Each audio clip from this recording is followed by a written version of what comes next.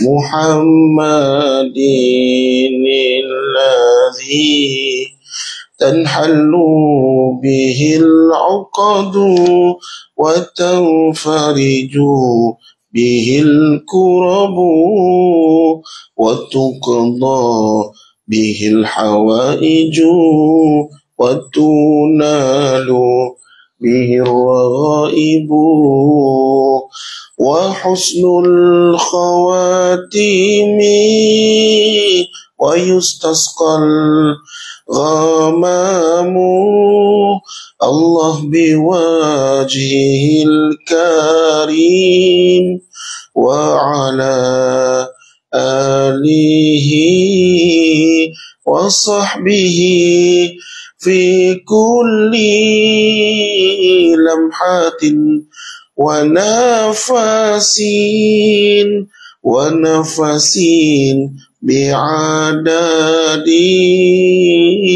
كل معلوم لك.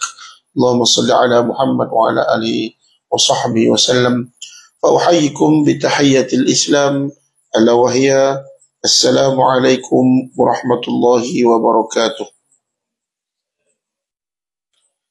Marilah sama-sama kita mulakan dan memuliakan pengajian kitab pada pagi yang barakah ini dengan membaca Ummul Furqan Al-Fatihah. A'udzu billahi minasy syaithanir rajim. Bismillahirrahmanirrahim. Alhamdulillahi rabbil alamin. Ar-Rahmanir Rahim. مالك يوم الدين إياك نعبد وإياك نستعين اهدنا الصراط المستقيم صراط الذين أنعمت عليهم غير المغضوب عليهم ولا الضالين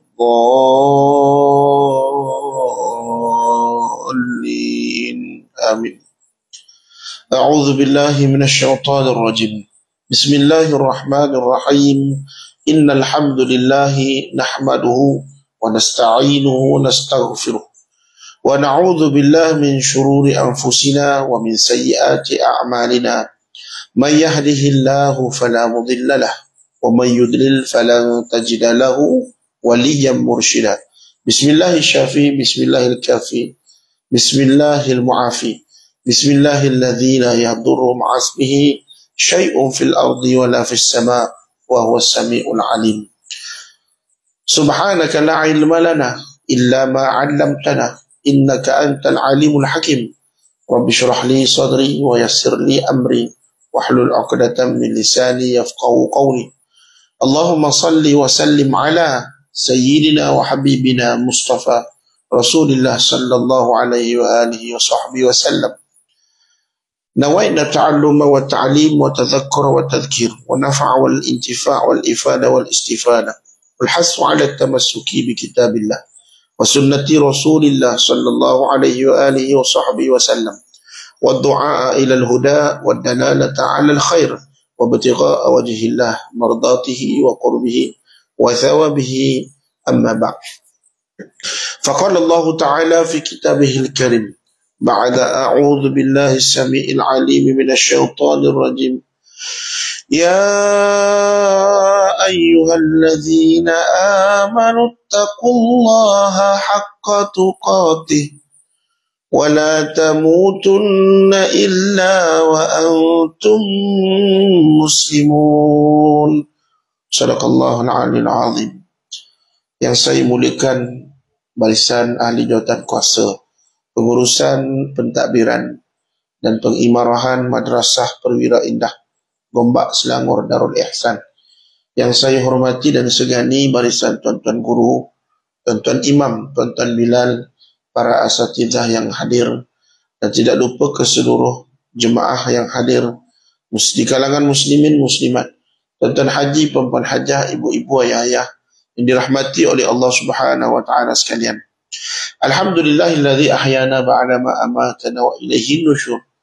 Segala puji bagi Allah yang telah menghidupkan kami yang telah membangkitkan kami setelah mematikan kami buat sementara waktu, dan sesungguhnya kepada Dialah Allah tempat untuk kita semua kembali.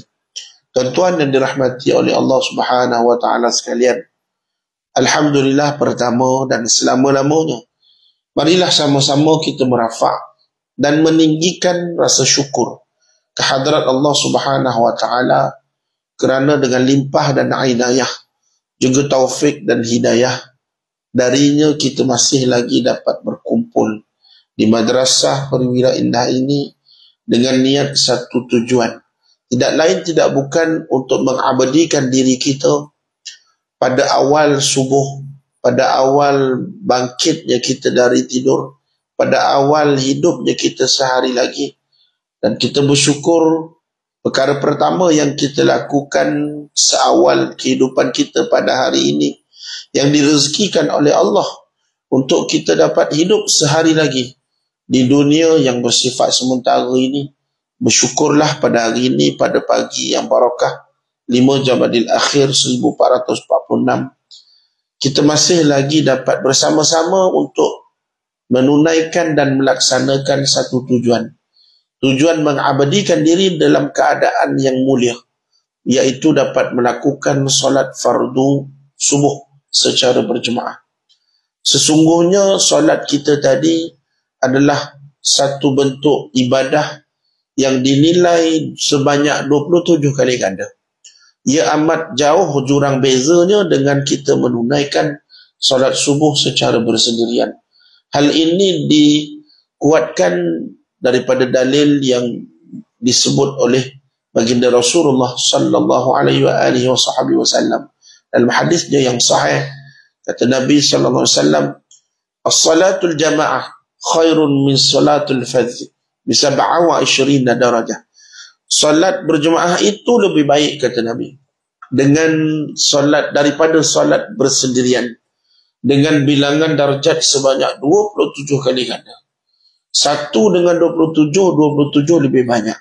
Jurang yang amat jauh, bukanlah sekali ganda, bukan 2 kali ganda, hampir ke 3 kali ganda. Inilah kelebihan ganjaran yang Allah kurniakan kepada mereka yang mengutamakan dan mengejar keutamaan untuk solat berjemaah. Dan kita beruntung bersyukur, termasuk di kalangan orang-orang yang mendapat tempat untuk menunaikan ia secara berjemaah.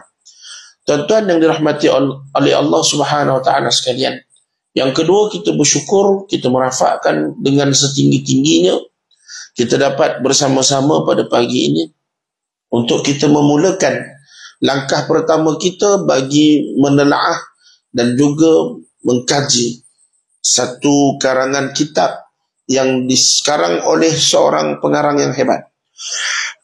Pengarang yang sama menulis kitab La Tahzan Innallaha Ma'ana, jangan bersedih. Siapa dia? Dialah Syekh Dr. Aid Abdullah Al-Qarni, yang juga mengarang kitab yang akan kita sama-sama baca halaman demi halaman, muka surat demi muka surat, untuk kita sama-sama mengambil dan memetik buah-buah mutiara yang kita dapat ambil sebagai pengajaran dan pedoman bagi memandu kehidupan kita. Sementara Allah Subhanahu wa taala masih bagi ruang umur untuk kita, selagi itulah kita ambil ia sebagai peringatan. Kerana apa? Kerana kata baginda Nabi sallallahu alaihi wasallam dalam hadis yang lain, wa kafa bil mautil wa'idha, cukuplah dengan mengingati kematian itu adalah menjadi sebuah peringatan yang paling terbaik. Maka insya-Allah tuan-tuan, pada pagi ini kita memulakan pengajian kitab yang insya-Allah kalau tuan-tuan beli, boleh beli online, Shopee dah ada jual. Tulis je kitab Sakaratul Maut karangan Dr. Aid Abdullah Al-Qarni, yang mana halaman cetakan baru ni tak sama dengan saya. Yang saya ni warna hitam, yang baru ni dia warna hijau-hijau kobun, kan? Warna taman kobun macam tu, ada nampak tulis Sakaratul Maut, boleh belilah. Masukkan dekat beg kuning. Tapi Shopee tak ada beg kuning, kan? Boleh belilah insya-Allah. Dan tanpa melengahkan masa tuan-tuan, Kita bersyukur Allah Subhanahu Wa Taala bagi peluang untuk kita hidup lagi. Dikala kalau kita renung tuan-tuan, pada pagi ni bukan semua dapat calik mata, kan? Ada orang yang nak cuba calik mata, dia tak boleh nak calik-calik. Rupa-rupa dia punya tempoh hayat, dia punya due date, dia punya expired date. Kita jangan ingat expired date ni ada pada barangnya tuan-tuan, kan? Dan itulah antara benda yang utama kalau kita pergi shopping, kan? Selain kita tengok logo halal, kita akan tengok barang tu expired ke belum, kan? Tak ada, kita nak beli roti yang dah expired tuan-tuan, sakit perut, kan? Kita beli barang-barang dalam tin, kan? Contoh kita beli sardin ke, kan? Kalau sardin tu dah expired, sakit perut, kena penyakit salmonella, boleh bawa maut, kan? Biarlah kita cari barang yang masih lagi dalam tempoh expired. Kalau barang yang tak hidup pun ada expired, apatah lagi barang yang hidup. Macam kita ni, maka kita ada tempoh hayat. Expired date kita tidak diketahui. Tarikh kita manufactured kita tahu. Kita cuma tahu tarikh lahir kita tuan-tuan. Bila manufactured date, kalau barang tu dia tulis, kan? Dibuat ataupun dikilangkan pada tarikh sekian-sekian. Kita pun ada tarikh kita, yang mana kita duduk dan keluar daripada alam rahim, masuk ke dalam alam dunia. Itulah tarikh lahir kita. Kita cuma tahu tarikh lahir kita tuan-tuan. Kita tak tahu tarikh mati kita. Bahkan kita cuma tahu tempat kita lahir. Ada orang lahir dekat Kajang, ada orang lahir dekat Johor, ada orang lahir bukan dekat Malaysia dah, Indonesia diam deh, tapi rezeki dapat duduk di Malaysia. Ada orang bukan orang Malaysia pun, tapi duduk mati dia dekat Malaysia. Orang Arab contoh, kan, orang Amerika duduk dia dekat sini. Dia cuma tahu tempat lahir hospital, tapi dia tak tahu tempat dia mati. Wa ma tadri nafsum bi ayyi ardin tamut, kata Allah, kan? Tidaklah diketahui bumi mana yang kita akan mati, kan? Tapi yang pasti dalam menurut hadis sahih Nabi, kita ni akan mati dekat tempat mana kita diambil tanah. Nabi sebut dalam hadis yang panjang itu, kita akan jumpa nanti. Yang mana manusia tu dia dijadikan daripada tanah tempat dia akan dikebumikan. Bila dia mati nanti, tanah tu lah dia akan kembalikan. Tu yang Allah kata taratan ukhra, kan? Summa nu'idukum taratan ukhra. Kemudian akan dikembalikanlah manusia itu kembali sekali lagi pada tanah. Kita dicipta daripada tanah, dijadikan daripada tanah, hidup di atas tanah, makan hasil daripada tanah, dan kita mati pun akan kembali ke tanah, kan? Sebab itu semakin kita berusia, semakin badan ni berbau tanah. Maka janganlah kita ingat kita dapat menjunjung langit selama-lamanya. Kita dapat berpijak atas bumi selama-lamanya. Hari ini kita berada atas bumi, esok-esok kita berada dalam bumi. Itulah hakikat putaran-kitaran yang kita tak boleh lari daripadanya. Maka sebab itu tuan-tuan, kita bersyukur bila kita dapat peluang untuk hidup sekali lagi. Kita kena memanfaatkan sisa hidup kita. Mungkin kita mati kejap lagi, 5 minit lagi kita mati, kita tak tahu. Mungkin kita akan mati 5 minggu lagi, mungkin kita akan mati 50 tahun lagi, mana nak tahu, panjang umur, wallahu alam. Yang pasti Allah bagi peluang hidup, maka manfaatkanlah sebaik-baiknya. Untuk apa? Bukan untuk bersukaria, bukan untuk bercucuk tanam, bukan untuk mengumpul harta, bukan untuk berhibur, bukan untuk makan dan minum apa yang kita suka, tapi untuk la'allakum tattaqun. Untuk apa? Untuk kamu menjadi orang yang bertakwa. Wa ma khalaqtul jinna wal insa illa liya'budun. Allah jadikan manusia, jin dan manusia itu satu tujuan, untuk beribadah, liya'budun, untuk menjadi abid, menjadi hamba di sisi Allah Subhanahu Wa Taala. Apa sifat hamba tu? Hamba itu mesti ada apa syarat dia? Amanu, beriman. Manusia ni amat rugi kalau dia hidup ke atas muka bumi ni dia tak beriman. Dia tidak percaya kepada Tuhan yang menciptakan dia, jadi kufur, rugi, kan? rugi. Kita tak kenal siapa pun cipta kita, kita rugi. Maka wajib sebagai seorang manusia tu dia kena beriman kepada Tuhan, beriman kepada penciptanya. Bahkan bukan sekadar beriman, tapi mengakui juga keislaman dia dengan dia beriman kepada baginda Rasulullah sallallahu alaihi wasallam. Maka pagi ini tuan-tuan, kita merenung apa yang Nabi ajarkan doa ketika mana kita bangkit je daripada tidur dengan doa alhamdulillahilladzi ahyana.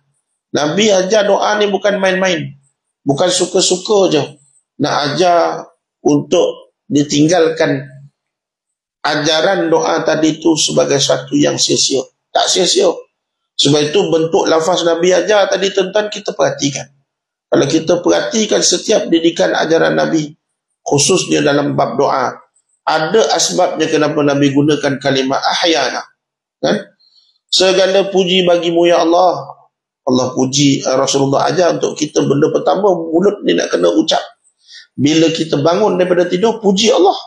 Sebab apa? Sebab tanpa izin Allah, tak akan kembali roh tu semula ke dalam tubuh badan jasad tadi. Dan kedua, Nabi sebut apa? Allazi ahyana. Terima kasih ya Allah. Syukur ya Allah kau menghidupkan kami. Kalimah yang Nabi gunakan ahyana. Kenapa Nabi tak gunakan kalimah lain? Kenapa Nabi kaitkan hidup? Terima kasih ya Allah hidupkan kami. Bukankah Nabi boleh guna kalimah? Kalau kita perhatikan, boleh tak guna kalimah lain? Boleh. Contohnya, terima kasih ya Allah hidupkan kami daripada tidur. Boleh tak? Boleh. Tapi kenapa Nabi memilih untuk menggunakan kalimah terima kasih ya Allah menghidupkan kami? Rupa-rupanya tuan-tuan, saat kita tidur, kita amat dekat dengan kematian. Bahkan kata Imam Ibnu Katsir dalam tafsirnya pada surah ayat yang menceritakan tentang Allah lah yang mengembalikan roh dan mengambil roh ketika saat kita tidur. Dia tafsirkan apa? Manusia ni hakikatnya akan melalui saat dua al-wafatan, dua kematian. Iaitu kematian yang setiap hari kita lalu adalah dipanggil al-wafatus sughra. Adapun yang kedua, manusia itu akan menempuh, akan merasai al-wafatul kubra. Kita ni akan rasa kematian kecil dan kita akan rasa kematian besar. Kata Imam Ibnu Katsir, setiap hari kita akan rasa kematian kecil itu, iaitu melalui apa? Jalan tidur. Dan setiap manusia itu akan melalui jalan kematian besar, iaitu melalui jalan mati. Sebab itu ketika kita tidur, kita mati sementara. Ketika kita mati, kita tidur selama-lamanya. Itu beza dia. Sebab itu ketika mana kita dapat bangun daripada tidur ni tuan-tuan, kita bersyukur. Sebab apa? Sebab kita dapat bangun daripada dahsyatnya perjalanan maut. Tak semua orang yang berjaya. Umpama tuan-tuan, ketika kita tidur ni kita berlumba, kita sedang berenang dalam lautan kematian. Orang yang dikurniakan, diberi satu tebing untuk dia berpaut, bermakna dia boleh hidup lagi dengan pautan dunia. Allah bagi peluang untuk hidup lagi. Tapi ketika mana Allah tak bagi dia peluang untuk berpaut, bermakna tempoh hayat dia kat dunia ni dah habis. Pada kata dia akan tidur selama-lamanya, mati. Sebab itu ketika kita dapat bangun, Nabi ajar untuk kita bersyukur dengan Allah atas hidup yang kau bagikan. Setelah mematikan kami, nampak? Sebab itu sebelum tidur pun doa yang sama Nabi ajar. Nabi tak ajar bismikallahumma anamu, kan? Dengan namamu ya Allah aku tidur. Tak. Nabi gunakan kalimah bismikallahumma amutu wa ahya. Dengan namamu ya Allah aku mati dan aku hidup. Dan mengikut hadis yang sahih, lafaz yang Nabi sebut adalah mati dulu. Yang kita belajar kat sekolah tu, cikgu-cikgu ajar sebelum ni salah. Dan yang kita belajar bismikallahumma ahya wa amut, sebenarnya lafaz tu salah, dia terbalik. Yang sahih adalah bismikallahumma amut. Dengan namamu ya Allah, Nabi ajar sebelum tidur, aku mati. Kenapa Nabi sebut mati? Sebab waktu kita nak buat perkara tu, kita nak melalui proses mati. Wa ahya, dan aku hidup. Mati dulu, nak tidur tu kita buat apa? Perbuatan mati dulu. Dan aku hidup. Kalau ada rezeki, aku hidup lah. Kalau tak ada rezeki, matilah. Sebab itu berapa ramai Kita tengok statistik yang dikeluarkan oleh KKM, kan? Dah tahun demi tahun ramai orang yang mati dalam tidur. Kan bangun pagi nak pergi sembahyang, bang bangun bang, kan? Bini kojut, bang bangun bang, dah pukul 5:55 kau jap lagi nak azan. Dah azan dah pun kan abang. Bangun bang, tak sedar-sedar.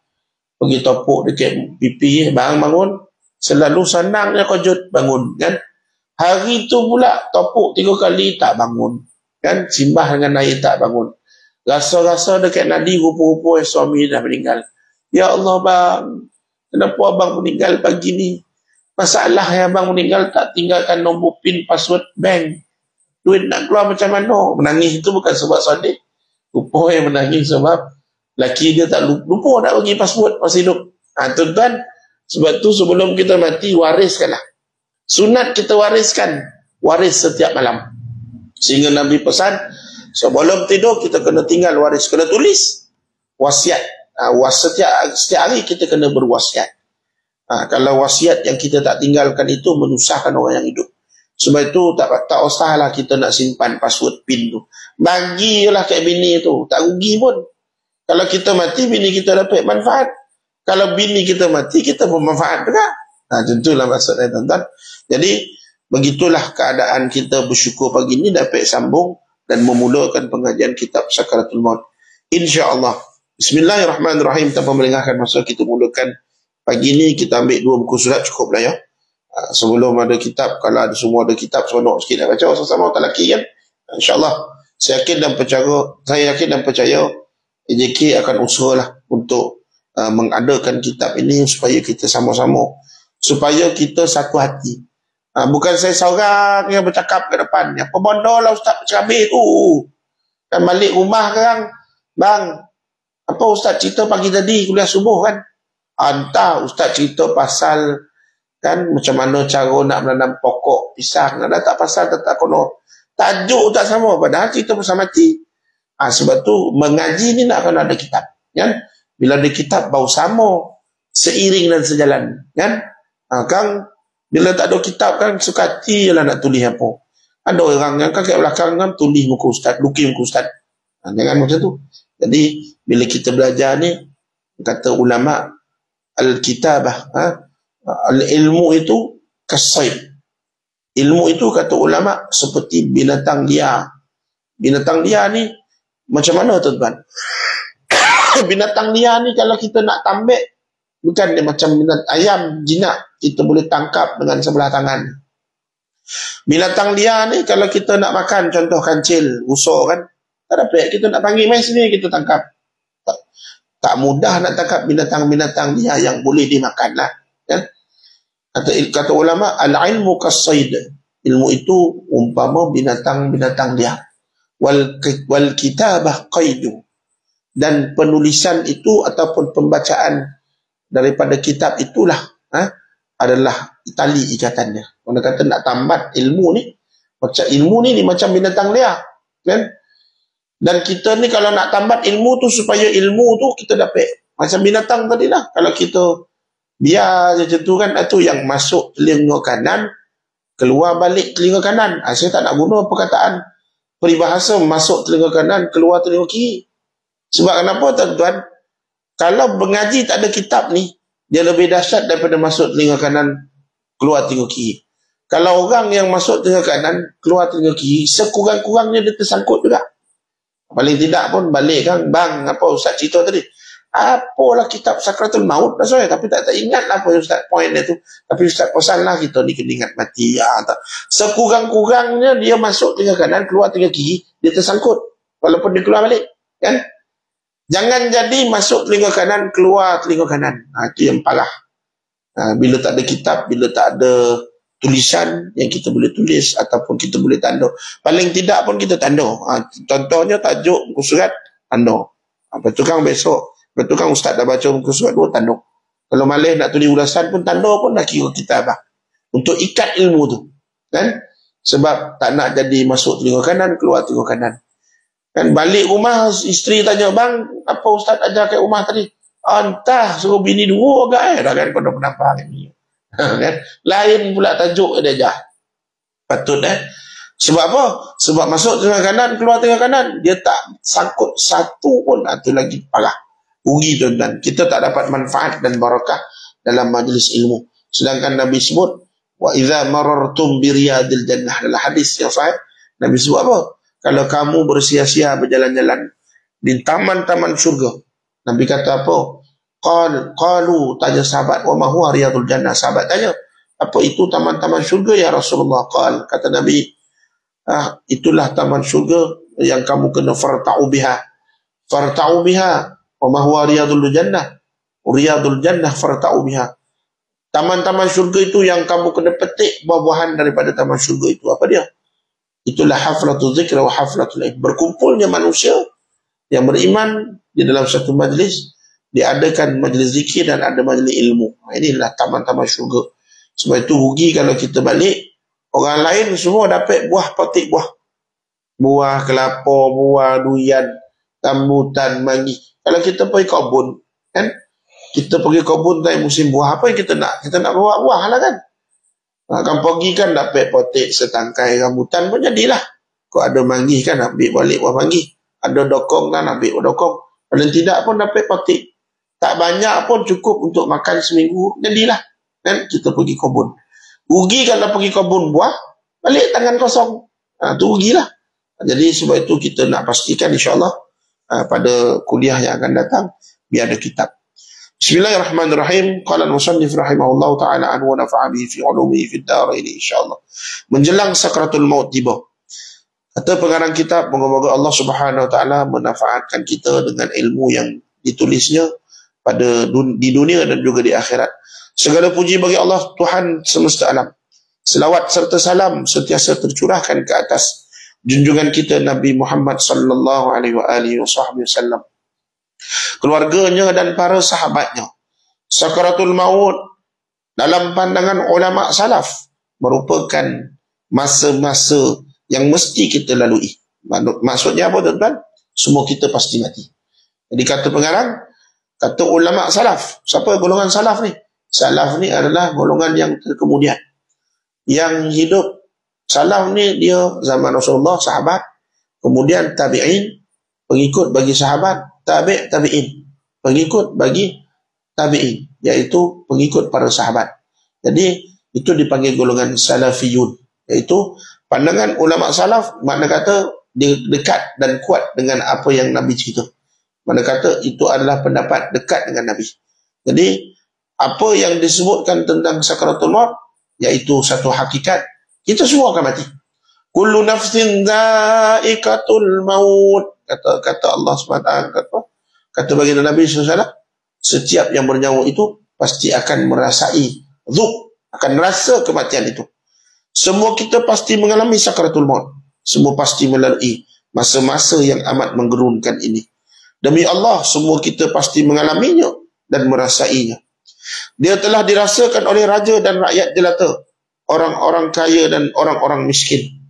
Seluruh umat sudah mengalami dan merasakan kematian. Sebab itu, kan tuan-tuan, kita tengok orang yang mati ni, tuan, orang manusia ni dia akan mati, kan? Dan tak ada manusia pun seorang yang terlepas. Tak kira lah dia manusia waktu hidup, dia hidup kat dunia tu dia sebagai apa? Tak kira.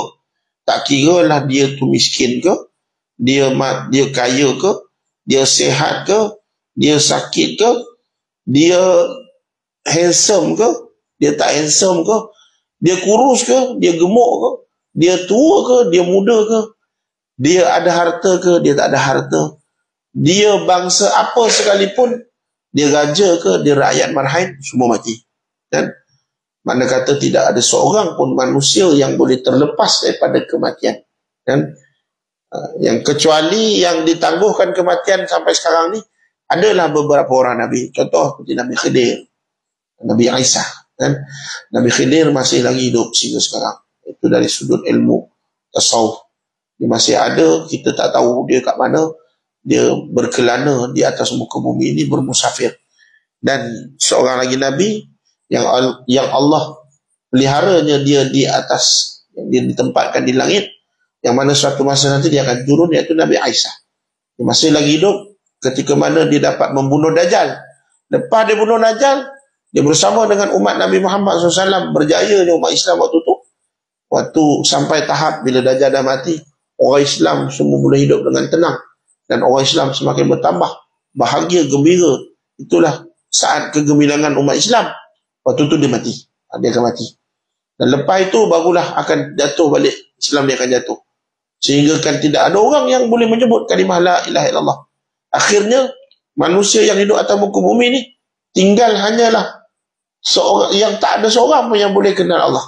Barulah kiamat datang. Ini sebab tu tuan-tuan, hari kiamat ni kita tak boleh nak kata, oh tak lama lagi nak kiamat. Belum tentu. Sebab perjalanan itu kalau ikutkan tempoh, fasa, dia punya timeline, garis masa tu, banyak lagi yang belum berlaku. Namun begitu kita tak boleh nak anggap ia masih lama. Sebab boleh benda tu berlaku tahun depan. Kan? Muncul Imam Mahdi. Lepas muncul Imam Mahdi, keluar Dajjal. Belum tentu. Tapi ala kulli hal, hari kiamat ni tak akan berlaku selagi mana ada orang atas muka bumi ni yang beriman kepada Allah. Kalau ada pun akan ditiupkan dengan tiupan sangkakala yang pertama, orang Islam semua mati. Barulah orang kafir hidup kat atas muka bumi ni, dia yang akan menyaksikan dahsyatnya hari kiamat.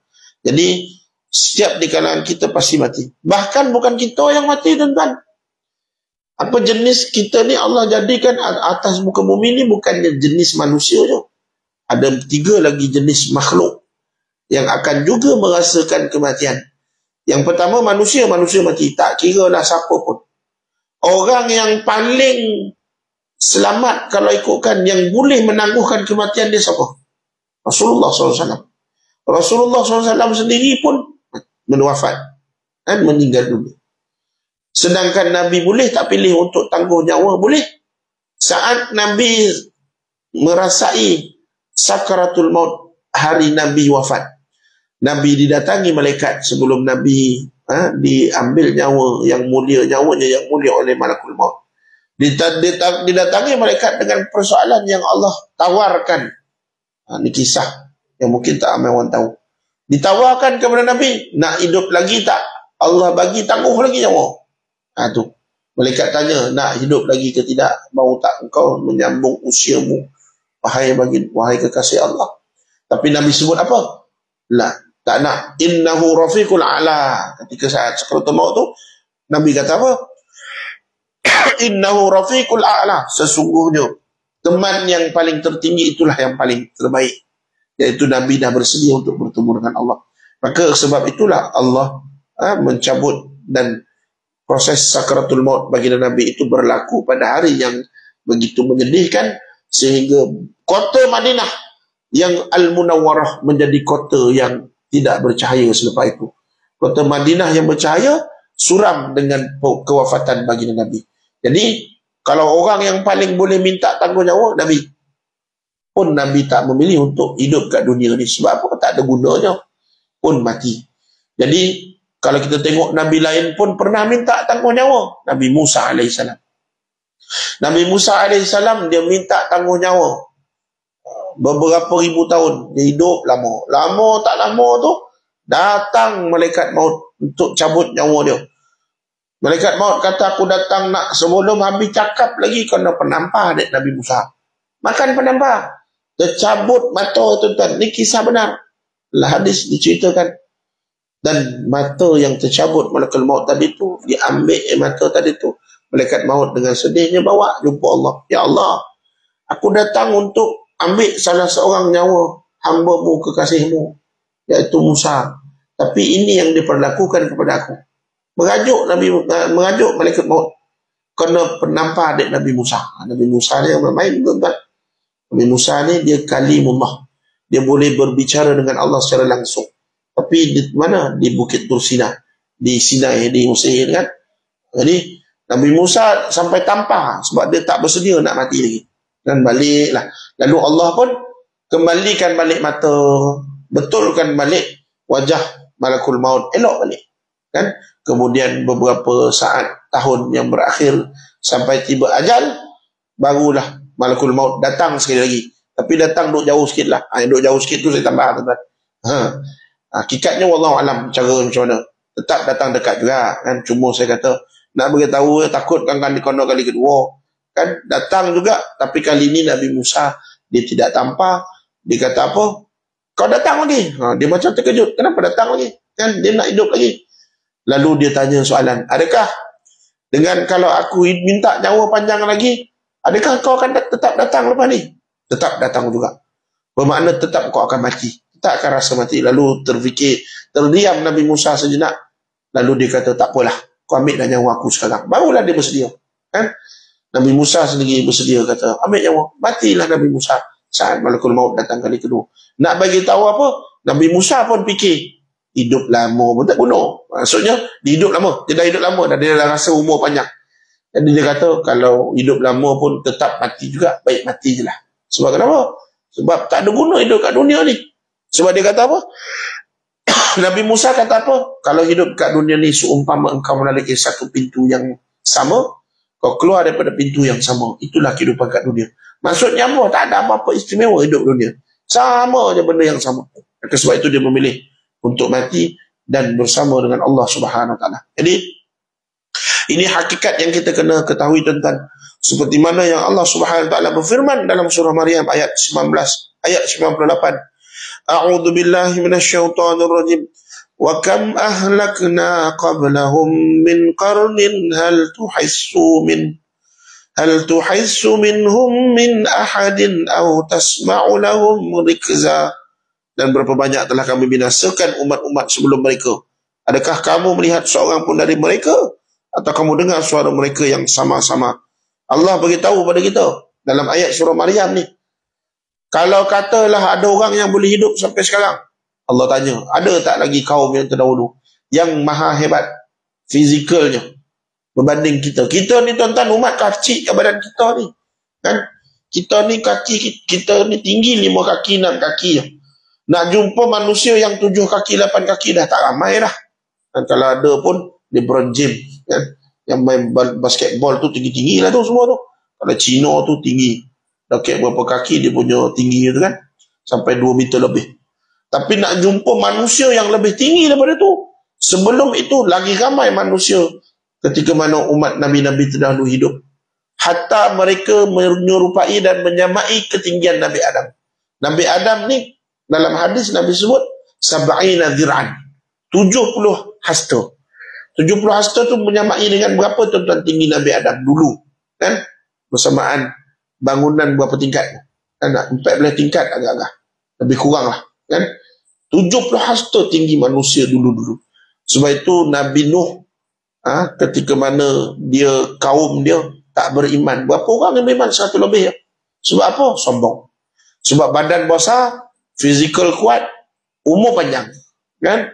Sebab kenapa umur panjang? Sebab fizikal dia besar. Bila fizikal besar, tahap kemampuan jantung tak sama macam kita. Kita jantung kita kecil ya. Bertahan berapa lama? Sab'ina, kata Nabi, ma baina sitin ila sab'in. Min a'mari ummati, kata Nabi, umur umat aku ni antara ma baina sitin ila sab'in. Antara 60 ke 70 tahun je, kata Nabi SAW dalam hadis yang mana Nabi sebut umur umat aku antara 60 ke 70 tahun. Wa aqalluhum may yajuzu zalik, kata Nabi, dan tak ramai yang boleh melepasi border 60-70, tak ramai. Sebab tu tuan-tuan, kalau kita umur kita dapat hidup sampai 70 tahun bonus. Sebab kita kena ikut piawaian yang Allah telah tetapkan. Jadi umat Nabi ni dia kena ikut Nabi dia umur tu. Macam Nabi Nuh dia hidup sampai 950 tahun. Allah sebut dalam Al-Quran apa? Alfu sanatin illa khamsuna mi'ah. Kan? 1000 tahun kecuali, kalau bahasa Arab ni dia guna macam tu. Dan sebab tu kalau belajar bahasa Arab, belajar jam je pounding tuan-tuan. Tapi jangan pounding dengan kepala, sebenarnya senang kan. Kalau jam contohnya nak sebut dalam bahasa Arab jam 1, dia tak sebut contohnya nak sebut 12.50, dia tak sebut 12.50, dia akan sebut jam 1 tolak 10 minit. Maksud macam tu. Sa'ah illa 10 daqaik. Dia tolak jam, dia sebut apa? Jam 1 tolak negatif dia. Maksudnya dia letak negatif 10 minit. bermakna 1250. Begitulah dalam usia Nabi Nuh, yang mana usia dia 950 tahun, iaitu 1000 tahun tolak 50 tahun dalam Al-Quran disebut, kan? Hidup 950 tahun. Umat dia pun macam tu juga, lebih kurang 950 tahun. Jadi kita ni ada nak sampai usia 900 tahun? Tak, sebab ikut Nabi kita. Nabi kita wafat 63 tahun umur tahun hijrah. Ini kadang-kadang orang ingat tahun Masihi. Kalau tahun hijrah makna kata apa, tuan-tuan? Makna kata lebih kurang 62 tahun je Nabi hidup tahun Masihi. Jadi kalau border kita nak hidup kat dunia ni, contoh kalau tuan-tuan baru masuk 55 tahun, bermakna kena bayang-bayang dan angan-angan tu tak boleh lebih. Aku ni hidup kat dunia ni lebih kurang 7 tahun, 8 tahun je lagi. Kita kena anggap baki usia kita kat dunia ni lebih kurang 7 ke 8 tahun. Jangan ingat kita nak boleh hidup sampai 70, 80. Secara umum je lah. Tapi kalau dah masuk pencen 60, kemudian dapat nikmat pencen pun 3 tahun je. Lepas 3 tahun, masuk tahun berikutnya, 2000 berikutnya, kita dapat hidup lagi 64 tahun. Cukup. Alhamdulillah. Kalau kita dapat hidup lagi sampai 70, 75, bermakna lebih daripada usia Nabi, bersyukur. Sebab kenapa? Dalam hadis sahih lain yang Nabi sebut, man tala umru wa hasuna amaluhu. Barang siapa yang dipanjangkan umurnya, usianya, bermakna Allah bagi peluang untuk dia apa? Berperbaiki amalannya. Hasuna amaluhu. Dia kena perbaiki amalan dan ibadatnya. Sebab kenapa? Dia diberi peluang untuk bertaubat. Untuk dia perbaiki apa yang sisa nak bekalan yang dia nak bawa. Kalau tak cukup lagi tambah. Kan? Itu kelebihan orang usia panjang. Bahkan usia panjang ni, kata Nabi, dia punya pahala je lebih banyak daripada orang yang mati awal. Dan dia punya ganjaran dia tak sama. Sebab apa? Dia dapat bertemu dengan bulan Ramadan yang lain. Waktu Ramadan ni istimewa. Dapat sambut Ramadan lagi, tuan-tuan, bersyukur. Ni tak lama lagi nak masuk bulan Ramadan. Lagi 3 bulan lagi. 4 bulan lagi lebih kurang, kan? Sebab itu kita bersyukur. Jangan sia-siakan Ramadan kita. Jadi, sambung sikit perbahasan saya kali ini terdiri daripada 3 unsur penting, kata pengarang. Iaitu yang pertama dalam kitab ini, Al-Quran membincangkan kematian. Kedua, kematian dalam perspektif hadis sahih. Yang ketiga, kematian mengikut pandangan ulama salaf dan orang-orang yang lain. Amru ibnu al-As merupakan seorang sahabat yang dikenal cerdik dan ahli strategik, sehingga mendapat gelaran singa Arab. Betapapun hebatnya, namun dia tidak mampu mengelak dari kematian. Kematian boleh memusnahkan tipu helah orang licik. Dia dapat melumpuhkan kekuatan penguasa, dan dia boleh meranapkan segala harta benda orang kaya. Ketika Amr dalam sakratul maut, puteranya Abdullah berkata kepadanya, "Wahai ayahku, bolehkah engkau menggambarkan kematian kepadaku? Engkaulah orang yang paling tepat untuk menjelaskannya." Padahal ayahnya pada ketika itu sedang bergelut dengan kematian. Amr ibn al-As menjawab, "Wahai anakku, demi Allah, seolah-olah gunung-gunung yang wujud di permukaan bumi ini diletakkan di atas dadaku, dan seakan-akan aku menghidu udara itu dari lubang jarum yang kecil kerana sesak nafas." Bayangkanlah tuan-tuan, tengok tuan-tuan, seorang sahabat, walaupun dia lambat masuk Islam, dia masuk Islam di Madinah, Sayyidina Amr ibn al-As. Amr ibn al-As ni dia dengan Khalid Walid satu zaman lah. Dia lambat masuk Islam.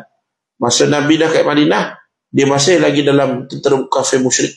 Menentang Nabi dalam siri peperangan sempat, menentang Nabi dalam peperangan Badar, Uhud, tapi dia hidup. Dan akhirnya dia masuk Islam. Amr ibn al-As ni antara yang lewat masuk Islam selepas Nabi membuka kota Mekah, baru dia masuk Islam.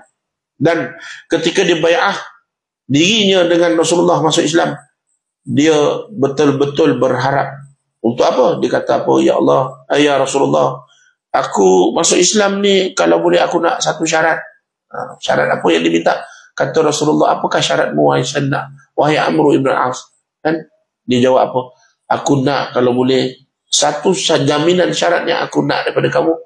Kalau aku masuk Islam ni, aku berharap sangat supaya dosa-dosaku diampunkan. Dia sedar yang dia banyak menentang Nabi masa dia di Mekah. Dia banyak lawan Nabi sebelum di Islam. Jadi dia rasa bersalah kan. Lalu Nabi senyum kat dia. Wahai Amr ibn al-As, sesungguhnya orang yang masuk Islam ni dosanya diampunkan. Habis dah tak ada dosa. Dan ketika mana dia sedar, dia bertaubat, dia masuk dikembali kepada fitrah, tak ada dosa. Lalu suka Amr ibn al-As, dia kata apa? Zaman yang paling dia suka hidup adalah zaman bersama dengan Nabi. Dia sangat mencintai Nabi, sampai kalau orang suruh cerita pasal Nabi, dia tak sanggup. Sebab kenapa? Betapa cinta dia kepada Rasulullah. Tapi dia ni umur panjang sikit. Nabi dah wafat, dia hidup lagi. Dia sempat hidup sehingga zaman Sayyidina Umar Al-Khattab. Dan dia dilantik sebagai gubernur kat Mesir. Jadi dia tinggi jawatannya. Hebat orang. Sebab tu digelar sebagai singa Arab. Kat Mesir tu dia pegang. Dia berjaya mengalah Sayyidina Umar Al-Khattab. Dia mampu menghantar tentera yang boleh menguasai kota Mesir, negara Mesir. Yang Mesir ni orang-orang Kibti. Dia bukan Arab. Kan? Jadi Islam tersebar kat sana. Ala kulihan, dia kata apa ketika mana dekat nak mati, anak dia tanya, siapa anak dia? Sayyidina Abdullah ibn Amr ibn al-As. Radiyallahu ta'ala anhumah. Mereka ini Islam. Sebab tu kita doakan dengan radiyallahu ta'ala anhum ataupun anhumah. Kedua-duanya diberkati oleh Allah. Sebab Abdullah pun Islam. Abdullah ni antara sahabat Nabi yang muda yang Rasulullah sayang juga. Anak kepada Amr. Ya? Dia tanya kepada ayahnya, dokek-dokek mati tuan-tuan boleh tanya. Kok kita lah, kan abah kita tengah nazak atau kita tanya, bah apa rasa abah mati bah? Mau makan penampah kita kan? Pernah tak kita berani tak nak buat macam tu? Tak berani. Ataupun Pak Long, Pak saudara kita tengah nazak kan, mencungak-cungak nyawa bernapih kan? Kita pun datang. Pak Long, steady Pak Long. Apa rasa? Macam mana rasa nak mati? Boleh tak tanya macam tu tuan-tuan? Rasa makan penerajang kat Pak Long. Itu beza kita. Tapi sahabat tak macam tu. Sahabat dididik untuk sentiasa mempelajari ilmu. Sebab setiap peluang detik yang ada, dia akan berusaha untuk mengambil ilmu supaya dia boleh sampaikan nanti kat kita. Ini pengorbanan Abdullah, pengorbanan Amru. Amru tak marah. Bila anak dia tanya, wahai ayahku, apakah yang kau rasakan? Padahal sepatutnya ketika itu anaknya apa selayaknya dia rasa? Sedih lah. Sedih, menangis, ayah nak meninggal. Itu normal anak zaman-zaman. Kalau kita tengok zaman sekarang, anak kalau apa ayah nak meninggal, anak mesti akan menangis. Sedih duduk tepi kan, abah janganlah pergi bah kan. Ayah sehat, semoga sehat. Itu je reaksi biasanya. Tapi tidak sahabat. Sahabat tak. Abdullah tahu ayah je orang yang paling tepat untuk cerita pasal sakit nanti. Maka dia tanya, bagaimanakah rasa tu ayah? Ceritakan kepada kami. Dia sedih-sedih. Tapi nak ambil ilmu tu, ketika itulah dia ambil. Maka kata Amr ibn al-As, mati ni umpama dia kata dikumpul lah gunung-gunung ni. Dia kata sakratul maut ni. Sakratul maut ni apa dia tuan-tuan? Sakratul maut ni daripada perkataan bahasa Arab. Sakrah. Sakrah ni apa? Daripada perkataan sakir, sukar. Kan? Sukara. Itu dalam Al-Quran ada sebut sukara, mabuk. Sakir, orang yang mabuk. Sukar. Sukar tu gula. Apa kaitan gula dengan mabuk? Memang ada kaitan. Dalam bahasa Arab, kalau kita panggil gula apa? Sukar. Itu orang putih dia tiru dalam bahasa Arab. Sugar. Dia panggil sugar. Sebenarnya bahasa Arab, sukar. Kenapa orang Arab panggil sukar itu benda yang boleh menyebabkan mabuk? Tapi pemanis lah dia panggil sukar tu. Sebab apa? Sebab gula ni, kalau kita ambil lebih, dia boleh jadi paning, boleh jadi mabuk. Betul tak? Tuan-tuan cuma ambil gula banyak. Sebab tu arak tu proses penapaian tu, sebab gula dia tu terlampau banyak gas dia tu menyebabkan mabuk. Maka sebab itulah dia panggil sukar. Ala kulihan sakrah, sakratul maut. Mabuk saat nak mati, itu maksud sakratul maut. Sebab apa tuan-tuan? Sebab ketika kita menghadapi sakratul maut, kita mabuk, paning. Tak payah tengok waktu nak dokek mati tuan-tuan. Time sakit cukup lah. Kan? Time sakit gigi. Kan? Doktor tanya sakit apa ni, Tuan Haji? Boleh tanya balik ke doktor tu. Datang ni sebab sakit apa? Tak dengar kan? Pening, kita dah tak boleh nak terjemah, kita dah tak boleh nak faham dah. Doktor lagi gigi, takkanlah sakit kaki pula datang, ya boleh marah.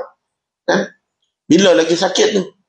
Entahlah, dah makan dah. Jawab tanya lain, jawab lain. Sebab apa? Sebab sakit tadi tu pun dah menyebabkan kita panik. Kita menanggung sakit demam pun, orang tanya kita soalan pun kadang-kadang kita tak dengar. Abang kenapa ni? Kadang dalam tidur tu pun, dalam tahan sakit tu pun, kita tak boleh nak faham apa orang cakap. Sebab kenapa? Tahan sakit. Panik. Apatah lagi ketika nak nazak. Nazak ni apa? Nazak bahasa Arab. Nazak itu cabut. Orang Melayu ambil pinjam bahasa Arab. Jadi nazak. Nazak tu proses cabut keluar roh daripada jasad. Jadi ketika mana nak keluar roh daripada jasad ni, akan menghadapi, setiap orang akan rasa sakrah, mabuk pening, dia jadi tak tentu. Kenapa tak tentu hala? Sebab berdasarkan hadis saya. Nabi kata ketika mana nyawa nak cabut, kita akan mula nampak bayangan bagaimana kita punya alam yang sebenar. Dunia ni dia tak nampak lah. Sebab dia dah mula berpindah ke alam barzakh. Dia dah mula nak pindah ke alam akhirat. Alam barzakh terutamanya, dia dah tak nampak dah bagaimana bentuk fizikal, reality, dimensi dia alam dunia. Sebab ketika itu Allah dah buka hijab untuk dia nampak dia alam barzakh. Maka dia akan mabuk, dia akan pening. Dia akan rasa, ya Allah, apa ni? Ketika itu dia akan nampak syaitan datang, dia akan nampak malaikat datang. Ini sebab tu dia macam, sebab tu kita tengok waktu orang meninggal, orang dekat nak meninggal, jangan marah. Jangan kita tegur. Kadang-kadang nenek nampak siapa datang tu kan, padahal tak ada orang pun. Tapi ketika itulah sakratul maut. Kita jangan marah. Apa nenek ni mulut? Jangan kita marah. Sebab sebenarnya ketika itu proses. Dia dah nak mula berpindah alam, maka diperlihatkan kepadanya alam ghaib. Dia akan nampak syaitan akan datang. Sebab itu syaitan akan datang. Syaitan ni licik. Dia takkan bagi kita ni selamat masuk dalam syurga. Waktu nak mati pun dia tetap akan datang dalam bentuk tiga ekor. 3 ekor ni akan datang dalam bentuk 3 orang. Dalam hadis sahih Nabi sebut, dia akan datang sebagai seorang ibu kita. Dia akan offer, kata Nabi, syaitan yang menyerupai mak kita, sebiji mak kita, padahal mak kita dah mati dah, kan? Dah meninggal dah. Realitinya kita tahu mak kita dah meninggal, tapi macam mana boleh ada? Jangan kita percaya, sebab kata Nabi itu adalah syaitan yang menyerupai ibu kita. Dia tawarkan susu, inilah susu daripada dada inilah, kata syaitan tu. Dada inilah kau minum susu ibu. Maka berimanlah dengan agama Majusi. Dia suruh kita masuk agama lain. Syaitan licik, jangan. Sebab itu ketika sakaratul maut, apa yang perlu kita lakukan? Sebab itu penting ilmu kita kena beritahu pada anak-anak. Kalau ada anak-anak, pesan pada anak-anak. Kalau abah dalam keadaan sakaratul maut, dalam nazak, kau jangan tinggal abah. Kena pesan ke anak-anak, kau duduk sebelah abah. Jangan siapa pun tinggal sesaat. Pesan dan suruh anak kita, ingatkan abah supaya sentiasa sebut kalimah la ilaha illallah Muhammadur Rasulullah. Bantu orang yang hidup, kena bantu orang yang sedang nazak. Ini tidak, tuan-tuan, time orang nazak tu lah dia pasang ke TV kuek-kuek. Cerita apa? Drama TV3. Andai tiada dia, Falah dengan Suri nak bercerai dah pula. Tak pasal-pasal episod akhir, kan? Elok Falah Suri kahwin dah, kan? Dah tak ada dah, Intan tak ada dah. Omar pula dah, saya pun tak ingat nama yang si bokeh suami tu kan. Tu yang dilayan, pasang cerita TV3. Orang nak mati ni, janganlah pasang TV. Kadang-kadang bukan setakat pasang TV. Sebelah abah yang tengah nazak tu lah dia hisap vape. Sebelah abah dia tu lah dia main game, kuek-kuek pasang volume, push rank PUBG. Budak-budak zaman sekarang. Berlaku, tuan-tuan. Berlaku. Abah itu nak mati tu, duduk sebelah boleh gelak ketawa lagi, boleh isap rokok sebelah abah. Patutnya waktu tu lah kita kena pesan. Sebab tu penting kita wariskan ilmu pengurusan jenazah kepada anak-anak. Pesan, mak nak mati nanti, kau jangan pergi duduk dapur, pergi masak untuk tetamu, tak payah.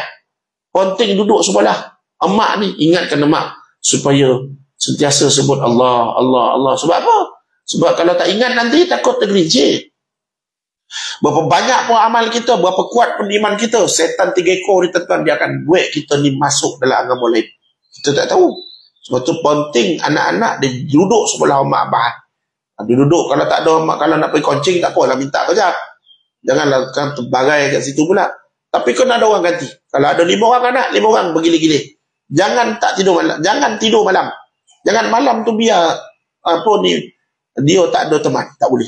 Sebab kenapa? Kita nak selamatkan. Ala kulihan, begitulah tuan-tuan. Keadaannya sakit itu, kata Amr ibn al-As, seumpama gunung ganang terhempap atas dadaku dan seumpama aku bernapas dalam lubang jarum. Macam mana kita bernapas lubang jarum, tuan-tuan? Kita ambil straw letak ke hidung kita pun susah nak bernapas. Ini nak bernapas dalam lubang jarum, payah. Itulah hakikat sempitnya sakaratul maut. Mabuk dah lah, mabuk pening. Mana ni? Dunia ke mana ni? Kat mana ni? Kita dah tertanya-tanya kat mana. Datang pula malaikat. Dah lah mabuk. Kemudian sempit pula dada, sakit pula dada. Begitulah Bahkan ada ulama sebut dalam ketika pada sakratul maut ini, umpama sakit dia, umpama 300 tusukan bilah pedang. 300 tusukan bilah pedang, tuan-tuan. Kan? Itu apa yang ambil darah pergi klinik tu pun sekali ambil darah. Kan? Tak masuk, tak kono itu kan kadang-kadang. Nurse tu dia baru kojo, kan? Dia cari mana urat tu kan, nampak macam pandai. Tapi sekali dia cocok, dia cucuk daging, dia cucuk kulit, tuan-tuan. Tak kono urat tu. Jadi tak dapat lah nak ambil darah. Sakit gitu, marah gitu. Baru kena cucuk jarum yang tajam tu pun kita dah marah. Sakit tak tahan. Nak cucuk sekali lagi, marah dia gitu. Awak buat betul-betul lah. Kadang-kadang dia tak pandai. Dan kalau betul-betul tak pandai, jangan buat. Kan? Biar orang yang pandai buat. Kesian dekat orang tua. Kan? Kalau orang muda tak apa nak cocok banyak kali. Tu pun kalau sampai 5 kali tak jumpa darah juga, takut makan pedang panas tu. Kan? Tentu nak kena hati-hati. Jadi nak kena ada ilmu yang betul pakar ketika mana nak cari. Sebab tu kalau doktor buat kejap ya, dia dah tahu dah. Dia cari urat, pak, cucuk sekali ya. Sebab dia boleh menyakitkan. Kan? Saya bawa ni masuk hospital, tuan-tuan. Banyak kali nurse tu tarik. Akhirnya doktor yang buat. Senang. Sebab doktor dia tahu, dia pakar. Dia tahu cocok sekali. Pun sekali cocok jarum tu pun kita dah rasa sakit. Ya Allah, terpajam mata. Ya? Ya Allah, takut kita. Ya Allah, cocok jarum tu. Kan? Satu tusukan jarum pun sakit. Bayangkan 300 tusukan bilah pedang. Sakitnya sakratul maut. Itulah hakikat yang kita tak boleh nak nafikan. Ala kulli hal, Ustaz, macam mana nak bagi ringan? Macam mana nak bagi tak sakit? Kita tak boleh minta tak sakit sakratul maut. Tak boleh. Nabi ajar cuma minta ringan. Sebab itu jangan lupa amal. Sebelum kita mati, tuan-tuan, semakin bertambah usia kita, makin banyak kita kena baca doa. Nabi ajar apa? Allahumma hawin alaina fi sakratul maut. Ya Allah, ringankanlah ke atas kami saat sakratul maut. Wallahu a'lam bishawab. Moga-moga Allah kurniakan kita keringanan saat sakratul maut. Kita berhenti pada muka surat 2 ni, tuan-tuan, pertandakan pada perenggan yang ketiga, insya-Allah. Rezeki pada akan datang, nak panjang-panjangkan. Takut tuan-tuan boring pula, lama pula kan. Waktu zuhur tak habis lagi. InsyaAllah kita berhenti pagi ni. Cukuplah. InsyaAllah kita sambung nanti pada waktu kuliah yang akan datang. Yang baik tu datang dari Allah. Yang lemah dari kelemahan diri saya sendiri. Aku lihat hadza astaghfirullahalazim li wa lakum. Assalamualaikum warahmatullahi wabarakatuh. Kita tangguhkan pengajian kita pada pagi ini dengan membaca kafaratul majlis dan suratul As. Subhanakallahumma bihamdika asyhadu an la ilaha illa anta astaghfiruka wa atubu ilaik. Bismillahirrahmanirrahim. Wal 'ashr innal insana lafi khusr illa alladhina amanu wa 'amilus shalihat wa tawassaw bil haqq wa tawassaw bis sabr. Assalamualaikum warahmatullahi wabarakatuh.